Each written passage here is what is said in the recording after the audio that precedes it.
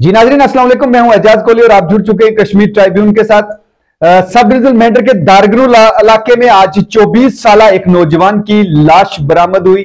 BMO Mendhar के मुताबिक police हरनी ने यह उन्हें इतला दी कि एक जगह पे एक लाश पड़ी है।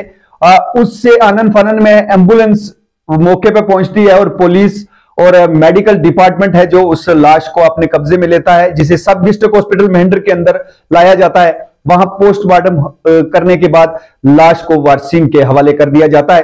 पूरी सरार हालात में इस नौजवान की मौत। इस पूरी खबर पे बीएमओ मेंढर क्या कहते हैं, आइए सुनते हैं। आज रात कल शाम को 11:30 बजे SHO हरनी ने फ़ोन किया था कि एक डेड बॉडी हमें यहाँ रिकवर हुई है दारगनून में, तो इसको शिफ्ट करना है। तो हमने एम्बुलेंस भेज के डेड बॉडी शिफ्ट की है।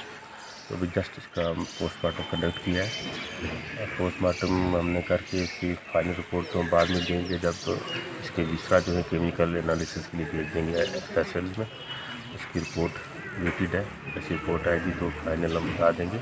मीनवाइल पुलिस इन्वेस्टिगेट कर रही है केस को। इन्वेस्टिगेटिंग एजेंसी रिवील करेगी कि काज ऑफ डेथ क्या हो सकती है, और हम भी जैसे हमारी रिपोर्ट आएगी तो अकॉर्डिंगली आपको बताएंगे, पुलिस वालों को सबमिट कर देंगे।